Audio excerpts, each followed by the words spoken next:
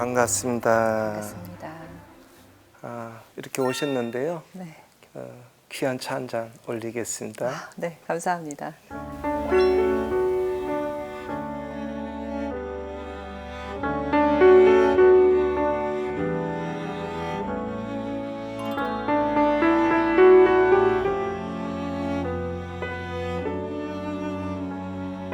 대한민국을 이끈 정치 원로 20인을 통해 바른 정치의 길을 묻습니다. 한국 정치의 길 원로 20인을 만나다 진행을 맡은 손정은입니다. 오늘 만나볼 주인공은 이 맑고 향기로운 차를 벗삼아 여야를 가리지 않는 친화의 정치, 그리고 국민에게는 나눔의 정치를 실천하신 분입니다. 과연 어떤 분인지 지금 만나러 가겠습니다.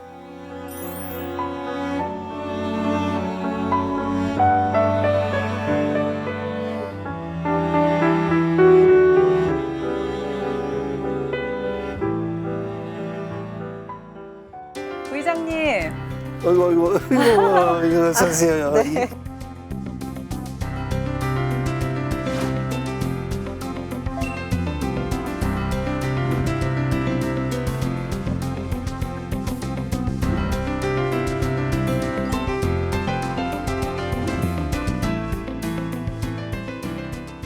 아니, 서울 근교에 이렇게 멋진 공간이 있었나요? 그 직전에 제가 스님과 이렇게 또 차를 한 잔 마셨거든요. 그래요. 근데 이 공간이 부의장님한테 굉장히 특별한 의미가 있는 곳이라고 들었어요. 그래요. 신라수 천년고도 경주에 가면 석굴암이 있고, 예. 우리 서울 인근에 오면 이 오봉산 석굴암이 있고, 석굴암이 두 개인데, 경주 석굴암은 사실 인공적으로 만든 거고, 여는 석굴암에 저 가면 진짜 석굴이 있어요. 석굴. 네. 그 이거는 정말 진짜라고. 네, 진짜 석굴암이 있고.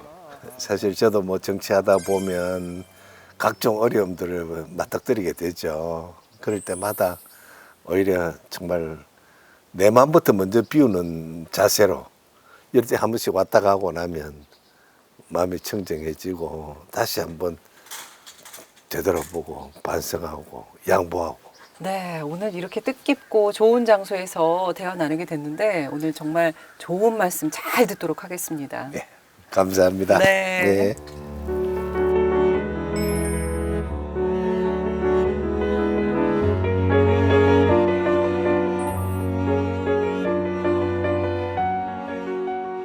부의장님, 최근에 특사로 임명이 되셔서 또 바쁜 일정을 보내신 걸로 알고 있거든요. 네.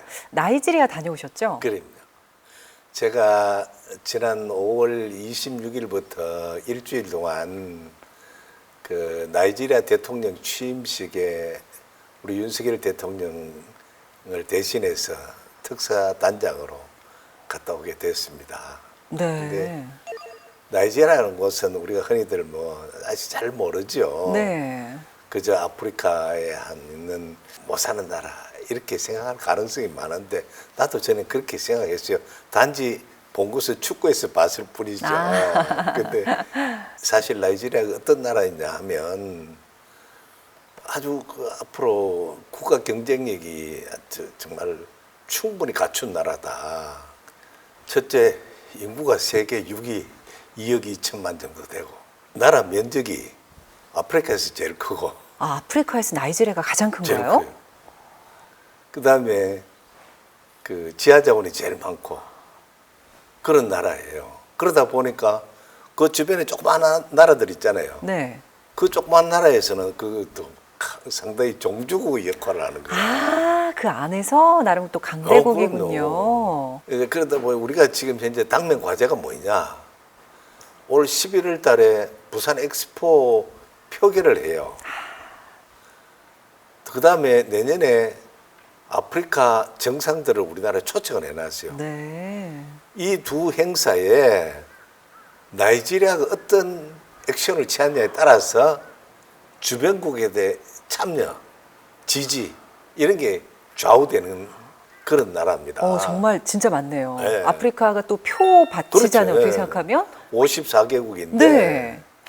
그런 상황이다 보니까 대통령께서 특별한 일이 없는 날 가셔야 되는데 뭐 저보고 가라 그러면 저한테는 상당히 행운이었죠. 와. 가서 제가 뭐 비록 그 대통령 대신에 갔지만 아주 나름대로 최선을 다하고 우리가 같이 동행했던 분들 또 대사관 측의 얘기를 빌리면 아주 잘했다는 평가를 받고 왔어요. 그렇군요.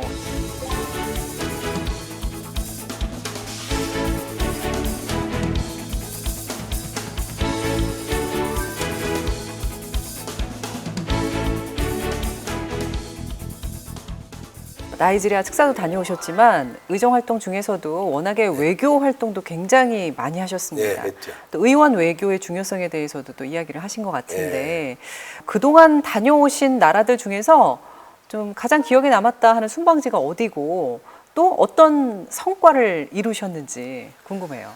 그 제가 부의장이 돼서 첫 그 해외 순방지가 칠레 그다음에 파라과이였는데 남미 쪽을 가셨네요. 네, 남미 쪽을 갔는데 칠레는 뭐 상당히 그 자원도 많고 또 우리 기업도 많이 가 있고 좋은데 저 파라과이 갔을 때 그때 대통령이 해외 뭐 출장 가서 대통령 못 만나고 국회의장하고 이제 상당한 시간 같이 지낼 기회를 가졌는데 국회의장이 그 별명이 축구 공이요? 네, BALL 볼이라 클 정도로 축구를 좋아하는 거라. 근데 저도 축구를 굉장히 좋아했죠. 저도 뭐 의정 활동하는 동안 내내 조기 축구를 하고 둘이가 의기투합해가지고 파라과이 국회의원들을 우리나라 초청해 우리하고 친선 경기를 한번 하도록 양국 간에 합의를 하기도 했습니다. 이 사실 국가 대 국가 간에는 정부가 공식적으로 나서기 애매한 문제들이 들어들 있습니다. 당시 파라과이 국경 지역에서는 무관세로 전자 불법 목제품이 자주 거래되었었는데 이 때문에 파라과이에 진출한 한국 기업과 또 파라과이 소비자 피해가 매우 컸거든요. 이런 점을 얘기하면서 파라과이 정부의 대책이 필요하다고 요구한 결과에 아파라 부통령이 관련 규정을 제정하고 강화하는 등 필요한 조치를 취하겠다는 답변도 얻어냈습니다.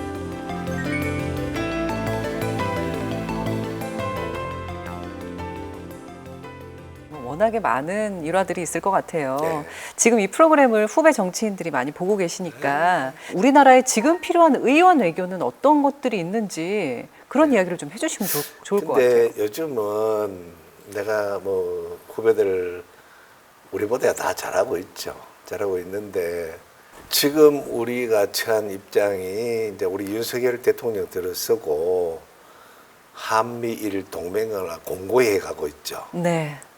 그런 반면에 한중러 관계가 소위 그동안의 협력 관계를 유지해 오다가 그 특히 우크라이나 전쟁 뭐 또 미중 관계 이런 것 때문에 결국은 우리 한중러 외교가 그 갈등이라고 할까 또 균열이 발생하고 있습니다. 공교롭게 어제 저녁에 네. 중국 전문 그 연구원들이 교수고 그런 연구기관에 있었던 네 분하고 내가 저녁을 먹었어요. 이분들이 나한테 부탁이에요. 네. 지금 한중 관계가 이렇게 가면 안 된다.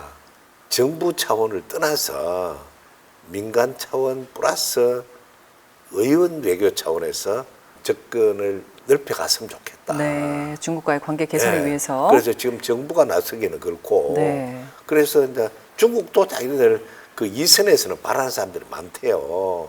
어느 쪽도 우리가 그 소홀해서는 안 되니까 특히 중국하고는 뭐 국경을 뭐 마주하고 있다 해도 뭐 회양 마주하고 있잖아요. 국경을 마주하고 있는데 이런 상황에서 우리가 지금 한미일 공고는 당연히 해야 되고 그렇다고 북중러를 소홀해서는 안 된다. 네. 예, 그게 지금 현재 우리 이 시점에 우리나라가 해야 될 일이지만 때로는 정부가 나설 수 없는 일에 의원들이 나서서 이 갭을 메꿔 가야 된다. 예.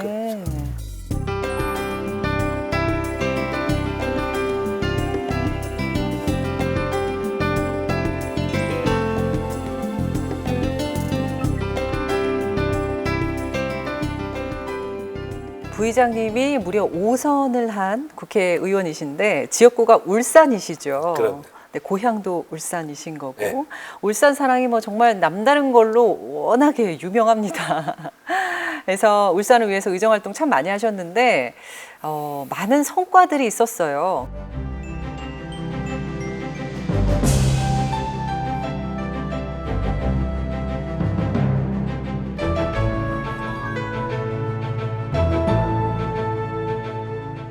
지방도시가 참 어려운 이유가 의료 그 혜택을 제대로 못 봐요. 아, 울산이 광역시가 됐으면서도 의료 혜택이 아주 그래서 제가 그 지역 암센터라든가 심내혈관 진료센터라든가 네. 이런 걸 다 그 유치해주고 울산의 시민들이 양질의 의료 혜택을 볼 수 있도록 네. 그런 게 교육, 문화, 의료 이런 것들이 환경 이런 것들이 시민들이 정주할 수 있도록 만들어 주거든요. 하여튼 그만큼 울산을 사랑하는 게 이렇게 느껴지는데요. 근데 지금도 그 울산 사랑하는 마음에 휴대전화 벨소리가 예. 울산에 가자라는 예. 노래라고 예. 들었거든요. 예, 예. 그거 뭐 어떤 노래인가요? 이제 예. 나는 못 갔지 정든 사랑 안겨주는 울산에 가자 정든 사람 반겨주는 울산에 가자. 싶다 하면서도 나는 못 갔지 노래 좋네요. 정든 사랑 안겨주는 울산에 가자 아니 근데 이 노래를 부의장님께서 작사하셨다는 이야기를 들었거든요. 예, 제가 맞나요? 소절은 없는데 고향을 사랑하는 애정을 가지고 네. 시를 썼어요. 시를. 그냥 그 시를 썼는데 그걸 가다듬어 가지고 좋아하는 그 사람들이 컬러링에 많이 가고 또 제 지인들이 노래방 가면 또 노래 부르고 하니까 한 달에 저작권료가 얼마씩 나옵니다. 어머나. 그러고 보니 작사가로서 또 저작권료까지 나오는군요. 그래가지고 이야. 그래도 제가 전에 이제 적십자 공동 모금에 그 기증하고 그랬지. 이야, 그렇군요.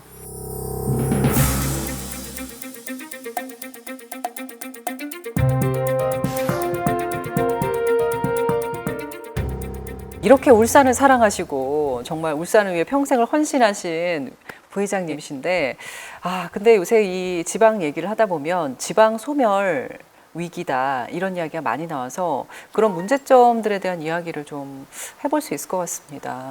어떻게 생각하세요? 지방 소멸 문제는 뭐 어제 오늘 문제도 아니고 네. 어느 지방만의 문제도 아니고 우리나라 전국에 그 관한 일입니다. 그 특히 수도권과 멀수록 공교롭게 이 벚꽃이 피는 시기에 따라서 지방 인구가 줄고 기업들이 탈지역화하는 거, 이제 그런 거. 이제 그러다 보니 이제 지역 경제가 점점 무너지고 네. 언제 어디서나 자기가 원하는 걸 하고 싶어하는 것들이 수도권에 와야 있으니까 문화생활을 유지하려면 수도권에 와야 되고. 네. 그러니까 제일 먼저 이탈하는 게 그 젊은이들이에요. 청년들. 청년들이 결국 이러한 문제는 정부와 지방자치단체가 종합적인 대책을 마련해야 되고 첫째는 양질의 일자리를 만들어낸 기업.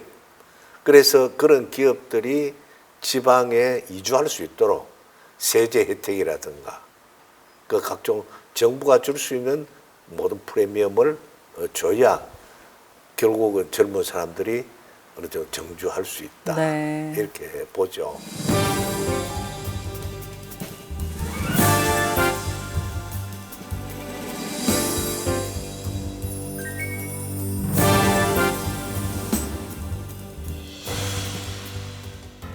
의정 활동할 때 그 우리 미래 먹거리 산업 그게 이제 우리 지금 이제 지식 재산이거든요. 지식 재산. 네, 지식 재산. 이게 이제 지식 재산의 날 제정도 제가 대표 발의한 법안입니다. 그래서 이제 지금 현재 우리나라의 그 특허 관련 소지자들이 한 500만 돼요. 500만 되는데 그들이 단체가 한 200개 됩니다. 200개. 그런데 이제는 한 가지 기술만 가지고 안 되거든요. 이러한 각자가 가지고 있는 기술을 융복합해야 되는 거예요. 뭐 BTS 캐사뭐 이런 거 있잖아요. 네네. 노래만 가지고 성공한 게 아니거든요.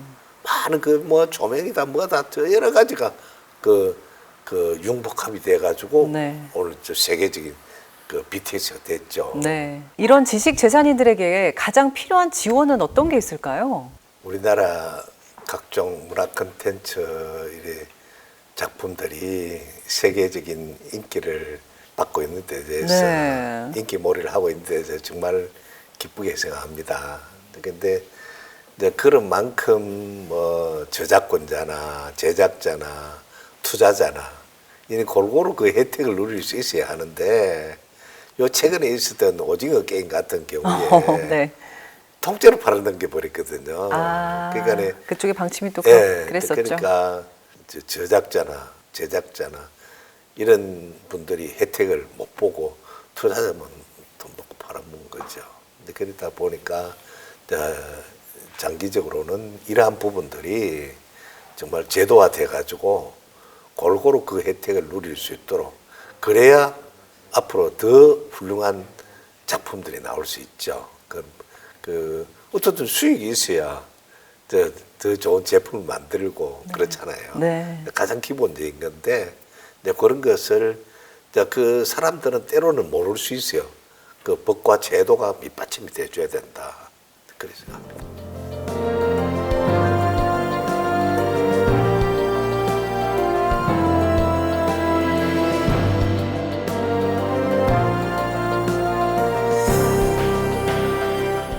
이번 코너는 저희 프로그램의 아주 유쾌한 코너입니다. 바로 추억 한 장인데요. 부의장님의 여러 추억 중에서 저희가 한 가지 추억을 아주 힘들게 엄선해 왔습니다. 보여드릴게요. 짜잔! 아니 이거 산타클로스. 어디서 이런 걸 구했어요? 아, 부의장님 산타클로스 되신 거예요? 아이고, 제가 사실은 네. 저는 봉사라는 것은 오른손에 한 일을 왼손이 모르게 왼손에 한 일을 반대로 이렇게 예. 살아왔어요. 네. 뭐 저는 한글로 다 잊어버리고 때로는 뭐 기부를 했다 기부한 걸 다 잊어버려요. 근데 사실 이런 사진이 좀 용케도 구했네요. 야, 이때가 언제쯤인가요? 연중에 그 제가 시간 나면 급식소 지금 주국인에 보니까 아. 급식소에 그 급식 봉사를 자주 나갔습니다. 그 관내에 급식소가 여러 곳 있는데 아마 제가 알기에 이분 대충 옆모습을 보니까 네. 그 중국 노인복지관 같아요. 어. 거기서 제가 이 봉사를 가면 저는 항상 하는 게 급식소에서 제일 힘든 일이 밥 퍼주는 거예요. 아, 밥을 주걱으로 푸는 일. 네. 그 보통 400그릇 이렇게 하거든요. 400그릇 하고 나면 때로는 그때 갈 때는 넥타이를 끌고 가야지. 넥타이 메고 가면 나중에 넥타이가 안 걸려져요. 아니 부의장께서는 이렇게 직접 몸소 나서서 봉사활동도 굉장히 많이 하셨고 또 저희가 보니까 기부를 굉장히 많이 하셨더라고요. 그 고액 기부를 한 사람들의 그 클럽이 있죠. 예, 아너 아너 소사이어티 소사이어티. 클럽. 예. 거기 또 회원이기도 하시더라고요. 예, 예. 근데 이렇게 나눔과 봉사를 직접 실천하고 또 기부도 하고 그런 데는 자신만의 어떤 철학이나 소신이 있을 것 같은데. 아니 제가 초등학교 들어가기 전에 네. 다른 사람 학교 갈 때 저는 학교 갈 형편이 못 돼가지고 네. 서당의 천자문부터 배웠어요. 예. 그러고 있는데 동네 이장님께서 저를 부모들 모르게 학교에 넣어줬어요. 어떻게 그래서 그러셨을까요? 나이가 많다가 보니까 심지어 월반해가지고 5년 만에 초등학교 졸업했죠. 5년 졸업하고 중학교 때는 신문 배달하면서 다녔고.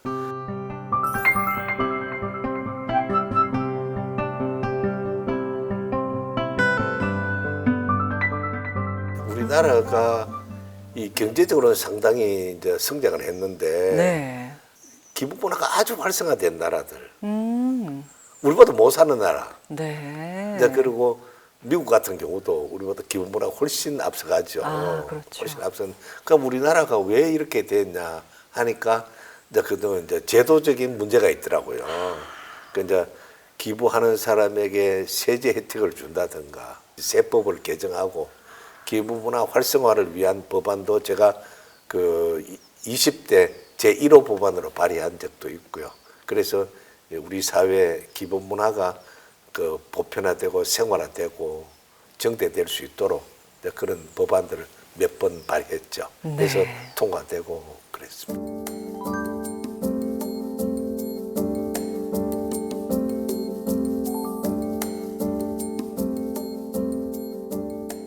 이명박 정부였던 18대 국회에서 예산결산특별위원회 위원장을 맡으셨어요. 근데 저희가 찾아보니까 당시 헌정사 최초로 법정기일 내에 예산 결산을 통과시켰더라고요. 이게 정말 쉬운 일이 아니고 항상 이때 싸우기 마련인데 어떻게 이렇게 통과를 시키게 되셨나요? 이명박 정부의 가장 그 캐치프레이즈 사업이 4대강 그 사업이었어요. 네. 그러니까 민주당은 그걸 막으려고 매년 예산 통과할 때마다 여야가 싸우고 난장판이 됐지 한마디로. 네.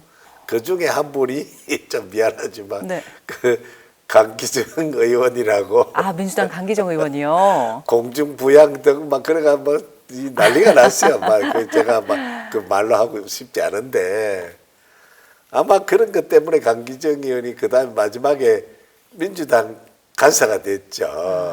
됐다 해도 과언이 아닌데.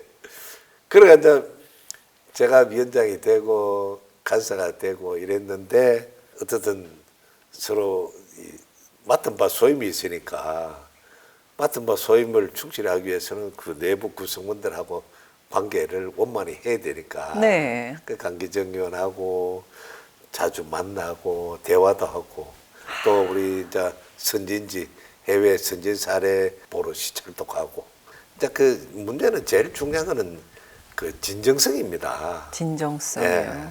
위원장 대 간사가 아니고 형아우의 어떤 그 마음으로 아주 그냥 쟤를 잘 대해주고 그 앞에 3년까지는 항상 싸우다가 여당 단독으로 했는데 제가 할 때는 여야 합의로 강기정 의원이 본회의장에 들어와서 참여하에 통과시키고 그래서 여야 합의로 끝났다 이렇게 해서 지금도 강기정 의원하고 저하고는 아주 가깝고 자기가 전에 문재인 정부 때 정무 수석 왔을 때 아 형님 정무 수석 왔습니다 밥 살게 그 밥도 싸고 얼마 전에 제가 광주를 갔는데 그 우리 일행들을 40 몇 명이 갔는데 자기가 직접 나와서 다 해주고 반가워가지고 아주 정말 그런 관계 아주 참 결국은 그게 서로가 양보하고 이해하고 진정성을 보여줌으로써 자 결국은 지금 요새 이 난장판도 해결되지 않나 네. 생각합니다.